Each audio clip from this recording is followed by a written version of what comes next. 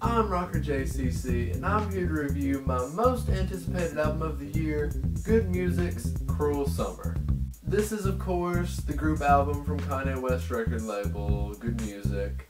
It's the spiritual successor to that Good Fridays project he put together a few years ago, but this was made with a full album in mind instead of just various singles and outtakes. But if you did put all the tracks from Good Fridays on a CD, like I did, it worked pretty good as a compilation in my opinion.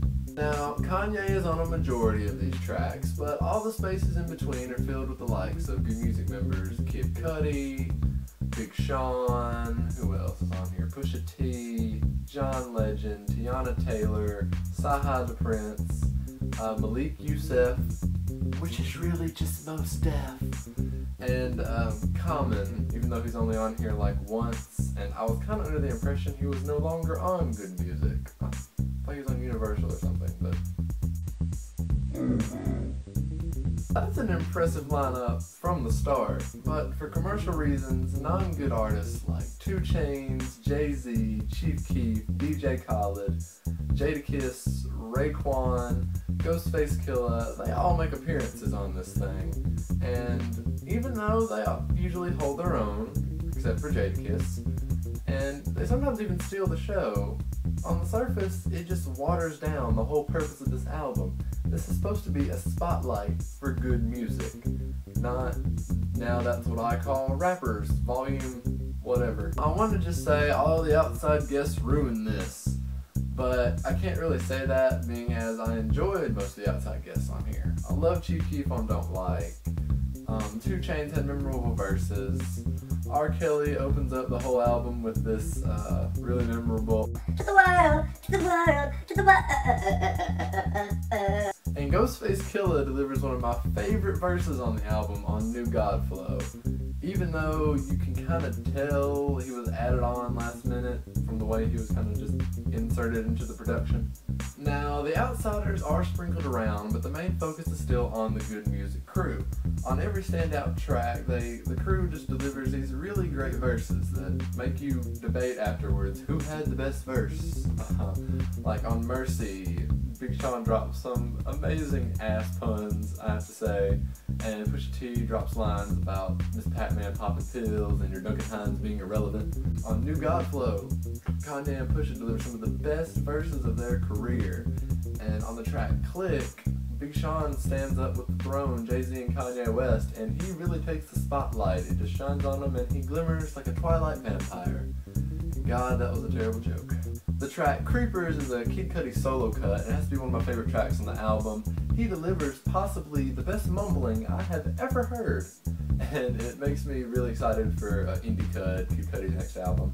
And the solo cut from Kanye, Cold, also known as Theraflu, also known as Way Too Cold, also known as Fuck Chris Humphries, is one of the better moments on here. Kanye just shows how he's on the top of his game right now, delivering some great bars, all while DJ Khaled yells and rambles like a crazy homeless man wanting to give tours of Chicago for a nickel. Really, there are just 4 tracks on here that I just don't absolutely love. Sin City and Higher, they don't do much for me, really. It sounds like Kanye was like, hey guys, gonna go grab some Dunkin' Donuts, some Starbucks maybe, you know, hang out with Kim for a while. You guys just come up with whatever you feel like. Just have some fun. And the results weren't that great, in my opinion. The One is a decent track. It really reminds me of Christmas at Harlem off Good Fridays. But it's just kind of bland overall. I can't really just connect to it. And the track Bliss features John Legend and Tiana Taylor, and I can see it growing on me, but sometimes Tiana's part just ruins the whole track for me, and I really love John Legend's part, and I do absolutely love Hudson Mohawk's production. Speaking of the production, as with all Kanye West releases, the production is immaculate.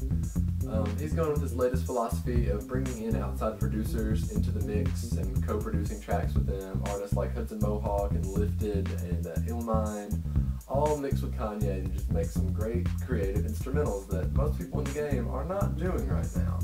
I mean, especially with the samples, who samples Caribbean music? I mean, with like Mercy and The Morning. who else is doing that right now, really? But out of all the producers on this thing, I have to say Hit Boy is the standout.